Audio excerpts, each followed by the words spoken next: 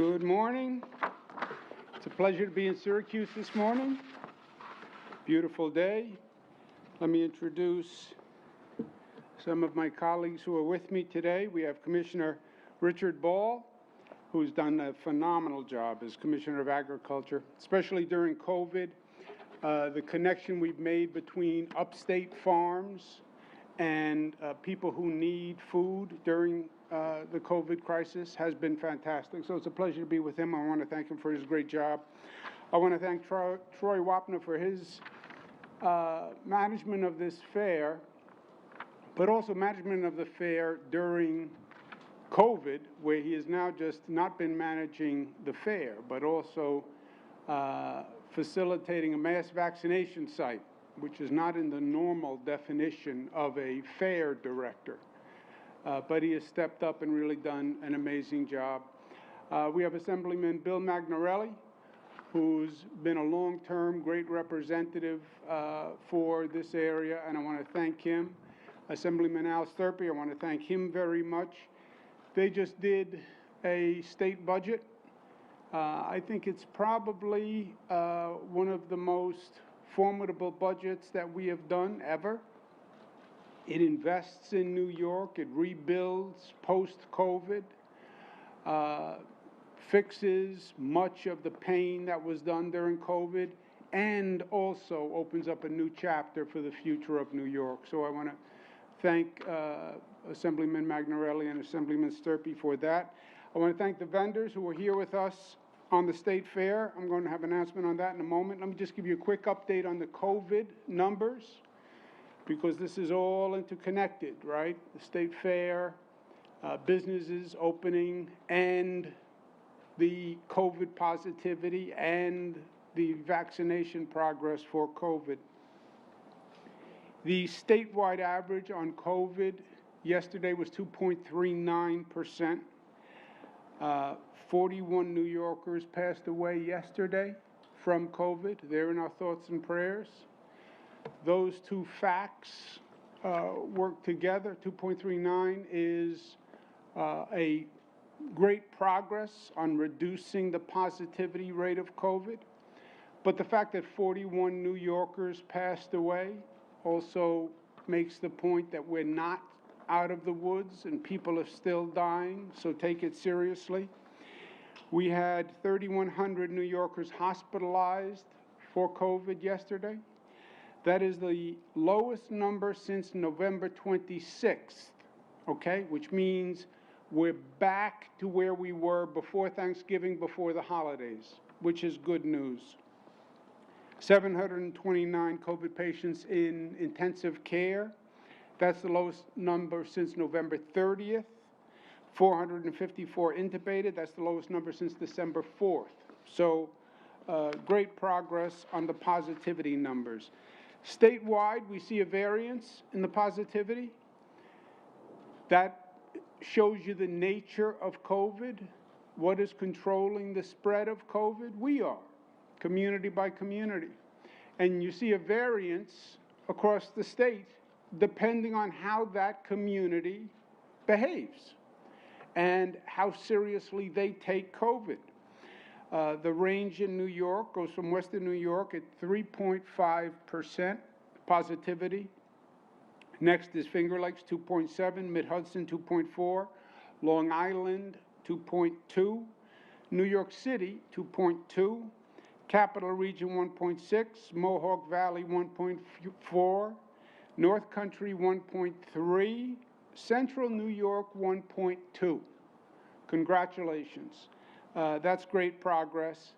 Central New York is second only for the lowest positivity to the southern tier, which is at 0.8. Statewide, that 7-day average is 2.1%. That's the lowest level since November 8th. So the positivity is going down, vaccination rate is going up, and that's what we want to see. We have done now 14.5 million shots for New Yorkers, which has been great progress. 345,000 shots at the State Fair. Let's give the whole team at the State Fair and the National Guard a round of applause. On the State Fair, as the State Fair, to change an old saying, the fair must go on. The State Fair is special. It's special to all New Yorkers. It's a great institution. It's the oldest fair in the United States. It's the third largest fair in the United States. We've invested a lot of money in the fair. For many years, the State Fair was, let's say, stagnant, and it was not developed to its full capacity. You know, state fairs, like any other business, any other enterprise, any other attraction, you have to update it. You have to invest in it. It has to grow. It has to evolve. And for a long period, the State Fair in New York stagnated. We changed that several years ago. We've done over $120 million investment. And let's give Commissioner Ball and Troy a big round of applause for their good work. We have people from 28 states that visit the fair. People come from over 6 countries. We have had record attendance at the State Fair over the past few years, showing that the investment and the growth in the fair has worked. It's attracted more people, so we should be proud of that. And this year the fair is going to go on. We're going to understand the reality that we're dealing with, but the fair will go on for the full 18 days. That's August 20th to September 6th. We're going to make some modifications in the planning, but we want the vendors, we want the public to know, and we want them to know now that we are going to have our state fair. A lot of planning goes into place to have the state fair.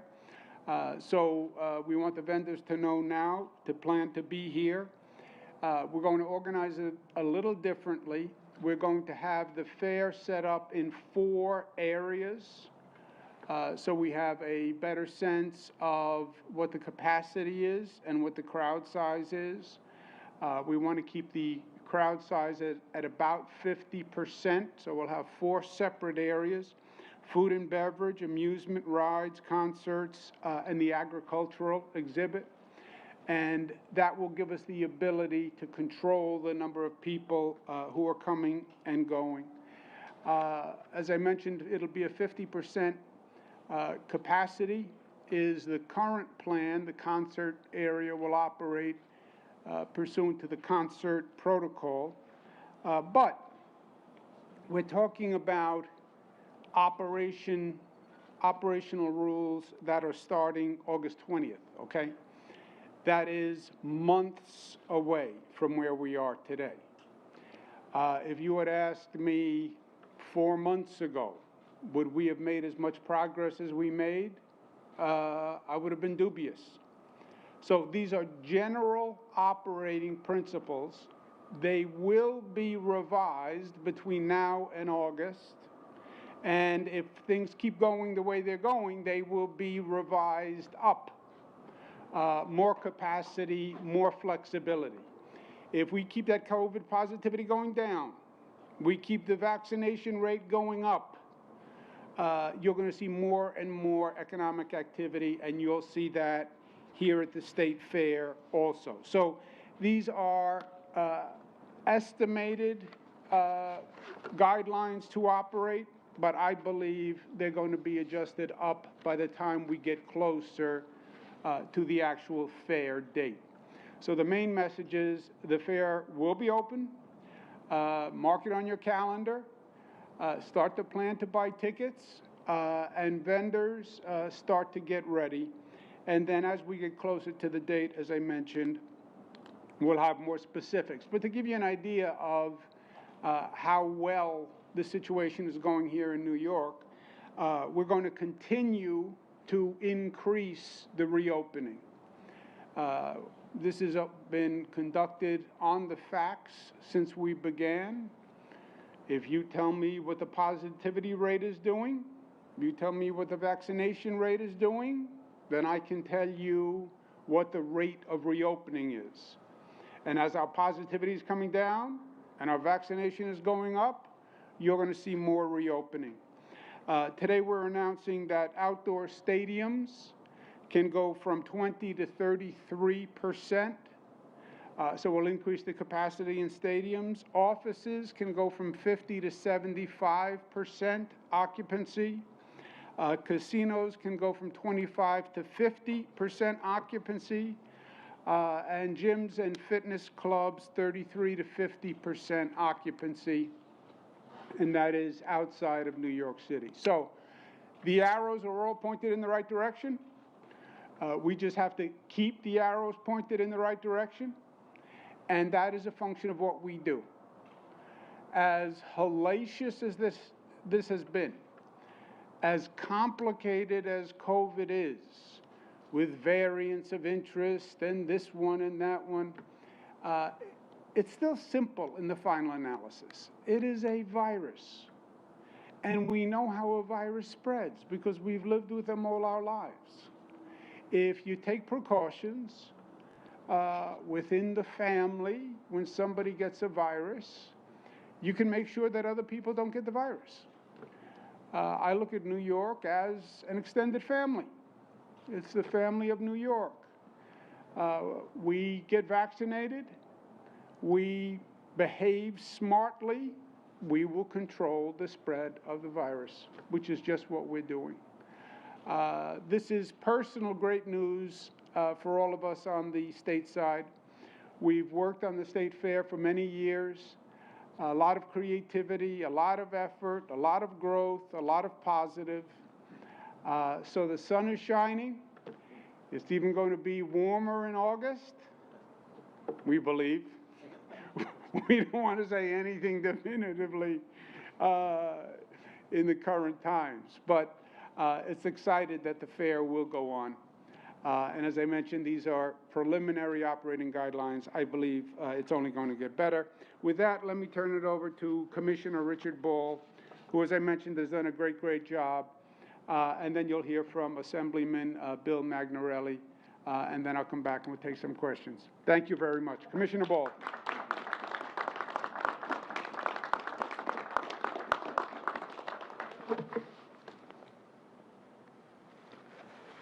Oh, good morning. It's great to be back at my home away from home in Syracuse at the fairgrounds here. Thank you, Governor. Appreciate the introduction. First of all, I'd like to take a moment and acknowledge some of our partners that are here with us today, standing behind me. They'll wave to you as I call out their names, but it's great to have Grazi Zazzara here, owner of Villa Pizza Frite here. Familiar place on the fairgrounds. Matt McDowell, operator of the State Fair Beer Garden, is here. Wahid Alka, operator of the Rainbow Milk Bar and the Baked Potato Booth, also is here. Dan G.R. Martino, owner of Tully's Good Times and the Copper Top Tavern, is here. Trudy Lombard, State Fair Dairy Goat Superintendent, is here as well. Paul and Karen Glenister, the operators of the Beef Barn, are here. And Eileen Jensen, Executive Director of the New York Animal Ag Coalition. They operate the birthing center on the State Fair. So it's great to have so many partners here today and all of you as well. I have to stop and just say thank you, Governor, for your extraordinary leadership during this past year. And we all know that it has been a brutal year. But the people of New York, they fought valiantly. We fought hard to defeat this virus. And now we're on the cusp of actually doing that. I want to thank Troy Waffner for his dedication and his professionalism here. Troy, you and your team epitomize the very best in public service. I often say Troy's my right arm. He's really my right arm and my left arm here. And thank you to Assemblymember Magnarelli and Sturpey for being here, and to our county executive for the leadership and, frankly, the strong partnerships that we have. But now, with today's announcement, we have a very tangible result of the efforts that all of us in New York, the people of New York State, the governor, and that's the return of the great New York State Fair in person.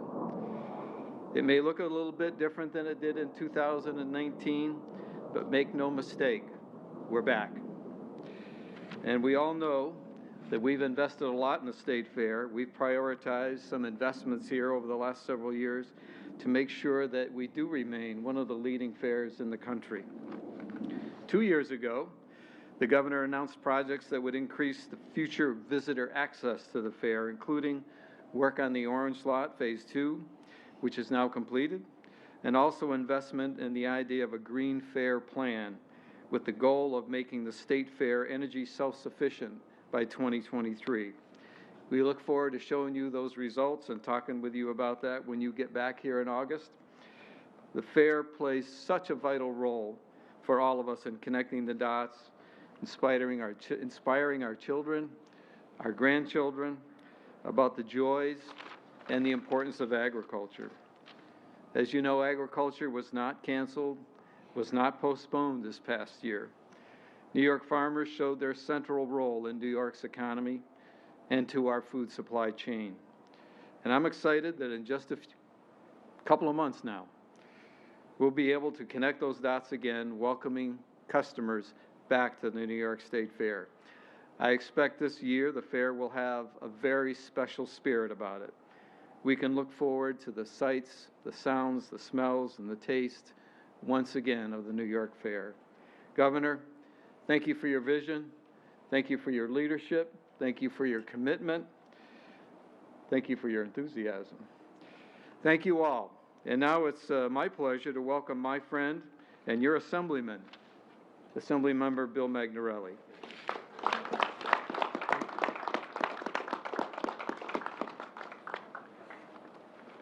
Okay. Well, thank you, Governor, for being here today. It's always an honor to have you in Syracuse and in the 129th Assembly District. And thank you to my colleagues in government for standing with us. The past year has been incredibly painful for everyone. I grew up here in Syracuse, so one thing that hit close to home was canceling in-person attendance at the State Fair.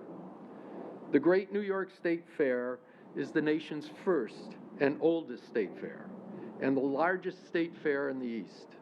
Not only is it a major economic boon to our region, but it's also a major part of our community and our identity. We went from record attendance of over 1.3 million people here for the State Fair in 2019 to 0 in 2020. It was painful, but that's what we had to do to keep everyone safe during the pandemic. In that time, the New York State Fair never stopped its programming. There was drive-through fair food, there were fair-at-home contests, and of course, the famous annual butter sculpture. Still, nothing beats being able to visit the fairgrounds in person. With the vaccine, we can finally see a light at the end of the tunnel. Thanks to the governor, we have had a state-sponsored mass vaccination site here at the State Fair Expo Center. Who would have thought when we built that that's what it would turn into? I encourage everyone to get the vaccine. Under the governor's leadership, we have also passed the budget. Hardest budget we've ever done. But in every step of the process, we were thinking forward, not backwards. We're not just looking for a return to normalcy. We're going to build back better and work towards a bolder, brighter vision of the fair and for New York State. The governor and legislature invested in projects to increase future visitors' access to the fair, as already had been talked to by the commissioner, by including Orange Lot Phase 2 project completed September of last year. Also at the state, the state has invested in the Green Fair Plan, resulting in the fair expecting to be 100% powered by renewable energy by 2023, an incredible goal.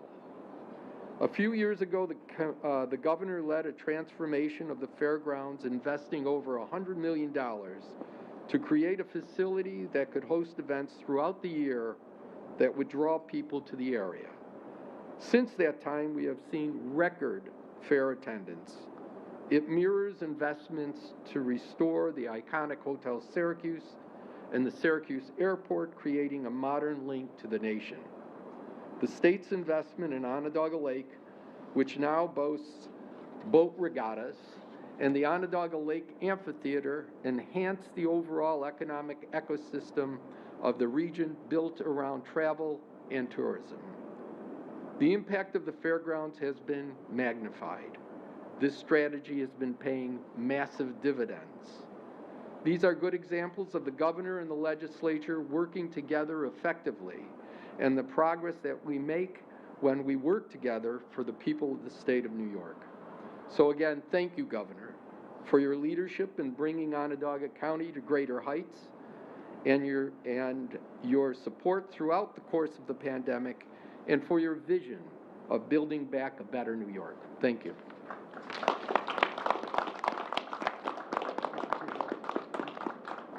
Thank you for being here. Thank you. Thank you.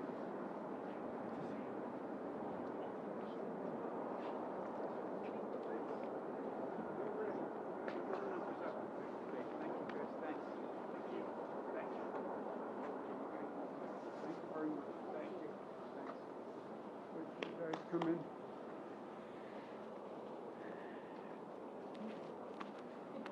You know, the Assemblyman Magnarelli raises a good point. COVID has put so much on hold all across the state, but also community by community. We have made tremendous investments in Syracuse and Onondaga, and they are synergistic, right? Onondaga Lake, the Syracuse Airport, Hotel Syracuse, the State Fair, they all work together. They're separate investments, but they have a combined energy. And that's another reason why it's important to get this fair back up and running. It's a tremendous magnet. Over $100 million in economic activity comes from operating the fair. And we're talking about the fair qua fair. Don't forget we have the Syracuse Nationals, which are going to be here. I'll be back. That's July, right? Third week in July. Third week in July. So COVID was truly devastating on many, many levels. But getting past COVID is also exciting. And the spring is here, and the renewal and the rebirth. And we have to get on with the task of making it a reality, which is just what we're doing. Let's take some questions. Governor, on the issue of sexual harassment, a number of women have obviously accused you of acts, including groping, including overt sexual harassment of employees. You have pled for people to take an investigation into account. But you were in those rooms. You know the truth. So can you tell the people of the state of New York, yes or no, did you do the things you were accused of? No. No, and that's why I said when people suggested, yeah, to put it very simply, no. To all of the acts? The No. groping, the sexual harassment, That's you're right. denying all of That's that? right. Yes. If Tish James's report comes back and finds the contrary, considering that you've said zero tolerance for sexual harassment in this state, will you discipline yourself or consider resigning? Yeah, the report can't say anything different because I didn't do anything wrong. Governor, the New York Times put out a story a couple weeks ago where they interviewed 80 people either close to you or had worked with you, and they detailed accounts that you had said things like anti-trans slurs and also some to the effect of saying that Jews lived in effing tree houses. Did you say those things? And if not, I never why? said any such things, and I told the Times that I never said any such thing. They printed slurs and slander, and you'd have to ask them why they did that. Why would people say those things that you had said them? If People that say a was lot not of true? things. People say a lot of things in politics. That's why do people say things? Who knows? People are venial, people want attention, people are angry, people are jealous. Who knows why people spread rumors? Governor, today at the New York State Fair, there are hundreds of open vaccine appointments. There are thousands open at the Javits Center. Why not make some of these vaccine appointments walk-in, especially at these two super large venues? That is a very good question. And as you know, we have been gauging the opening of the vaccination centers to more and more people. We just opened it to 60 plus on Friday. Today's Monday. On Friday, it went to 60 plus. A priority is getting older people vaccinated, and we wanted to make that point, right? Older people are more susceptible to problems from COVID, so we wanted to stress 60 plus, you're a priority, you should receive. We opened it first to walk-ins. But you are right. What you're seeing is increasing vacancies in mass vaccination sites. There's a curve to this. We always had a population that said they were hesitant and they were going to be hesitant. Even that varies across the state and across the nation. But estimate that at 15, 20, 25, maybe as high as 30% of the population is hesitant. So what you see in the beginning is those people who are willing to take the vaccine, they came in and they're taking it. And that's why the number of vaccinations is going up. At one point, you're going to start to hit that hesitant population. Now, we have such capacity in this state because we worked very hard to develop capacity. I don't think we are at the hesitant population yet, but you see a slowing, there is no doubt, in the number of people who are coming in for vaccinations. So we'll be doing two things. We'll be adjusting the walk-in factor, making it easier for people to walk in. You don't have to wait for an appointment. And we have to get information to that hesitant population. People have to make a decision on the facts. This is not political. This is not cultural. This is medical science.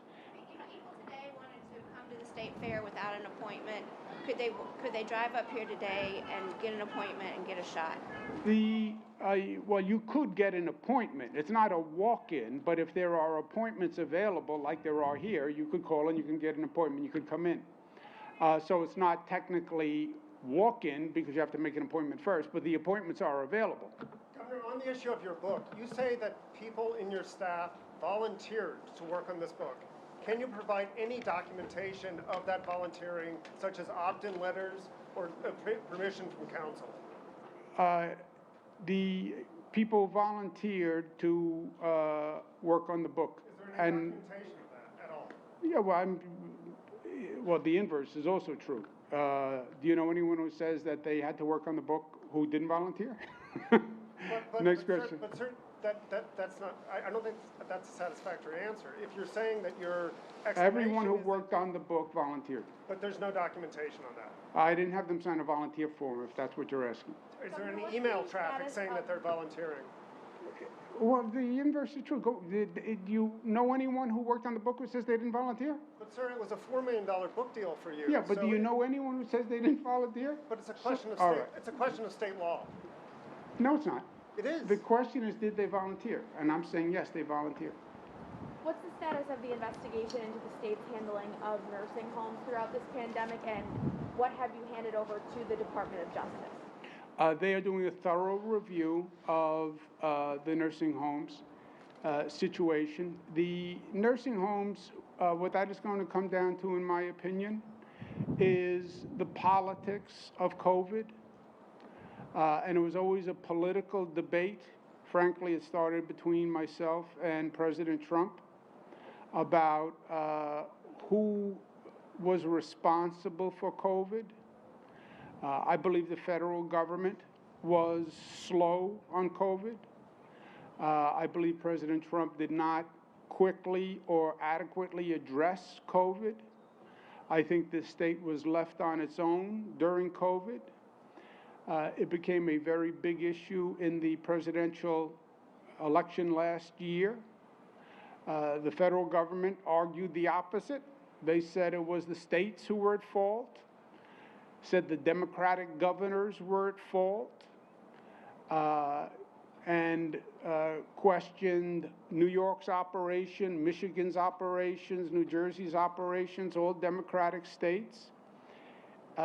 Federal government then started an investigation on Democratic states, just Democratic states, on nursing homes. So it became highly politicized. And who was to blame? It became a blame game during the campaign. And the political blame game, the federal government then actually turned into an investigation. Do you still stand by the fact that the undercounted deaths that the Attorney General had released in her report? Do you still believe that that is not the case, that everything was reported? The number of deaths in nursing homes, first, it is inconsistent all across the country. Different states counted it differently. State of Connecticut just did a report on the number of deaths in nursing homes. Basically what they, an outside report. Basically what they said is different states counted it differently. And in the middle of COVID, the number was shifting dramatically. And the definition of a quote-unquote nursing home death was shifting dramatically. Some states counted probable nursing home deaths. Probable as determined by a nursing home staff once they sent a person to a hospital. So there was a lot of gray. And most importantly, our concern was that the number was accurate. The number was always going to be what the number was, but making sure the number was accurate is what was important. Nursing homes were ground zero for COVID. We all knew that. That was true all across the country. And everybody knows we did everything we could in New York to keep people in nursing homes and every other facility safe. New Yorkers were heroes. And every life that could be saved, we did everything we could to save it. The number and the blame game and the finger pointing, that is just more of the ugly politics of the time. Let's take one more. Governor, you invited female aides over to your mansion, 20-something-year-olds, one of them being, of course, you interacted with Charlotte Bennett. Do you regret inviting these female aides over, often to help you with technology, your phone, especially after the multiple allegations of sexual harassment against you? No. No, I have many women who are working in state government. I'm very proud that we probably have more women in senior positions than ever before. And I think that is a good thing. And I think we should encourage people to hire more women in state government, in private practice, in private businesses, and bring them to the highest levels. Thank you very much. Good. You have the last one. Fair question. Let's go. Will there be vaccines required to enter? Will people have to No. be vaccinated? No. And Is that right? and for vendors who pay money, will they? How will the economics work if they're only guaranteed half of the customer base? You want to speak to this, Shirley? You know, certainly as we started planning this out, we recognized that there is an issue with that. So our plan is if we're at a 50% capacity, then we'll charge the vendors a 50% of their usual rate to make it fair for everybody. And Governor, in terms of the curfew, what data backs up closing a bar at midnight as opposed to 2 in the morning? Well, there is no doubt that if you ask the national experts, they will say that is a source of spread and one of the more significant sources of spread. We've changed the curfew. You know, I am very aggressive. I want to reopen everything tomorrow, right? That's what I would want to do. Get people back to work, get people out of their homes, get everything back to normal tomorrow. The balance is that COVID positivity rate of vaccination, and 41 people died yesterday, right? When people say we're past this, it's over, then you have to say to them, 41 people died. 41 people died. You can't just dismiss that. We're not past it. We're getting past it, but we're getting past it because we're smart and we're doing smart things. And you're wearing a mask and we're social distancing and people are getting vaccines and we have to address the hesitancy problem. That's why we're making progress. But to say, forget all that, just act like it's over, That's how it comes back. But 10 to midnight is less of a source of spread than midnight to 2? Yes. Yes. Look, the more we can open, we are, right? On the issue, Let someone else ask a question. One more question. Sir. The Biden administration. Sir, excuse me, Bernadette, you had a number of questions. Let me get someone who didn't have a question. You're expanding capacity at outdoor stadiums, but not indoor stadiums like the Carrier Dome in Syracuse, where graduation for SU students is just about a month away. Do you expect there might be an expansion of capacity in indoor stadiums, so in a month, when there is that graduation, there might be more guests than are allowed at the moment? We changed the indoor stadium rules recently. And look, if we keep, or just changed additional rules, more reopening today, if we keep the progress, if we keep being smart, you will see a continual reopening. I have a graphic I do in the PowerPoints. Nobody likes the graphic. I think maybe Commissioner Ball likes it. It's a valve and a number of gauges and a plumbing system. Gauges determine COVID positivity, vaccine rate, number of deaths. When the gauges go down, open the economic valve. And that's what we have been doing. But we've been doing it because the metrics have been coming down. So we have to stay smart, keep being responsible, keep our civic duty, and we'll keep reopening. I'm going to go to work. Thank you, guys. Thank you very much.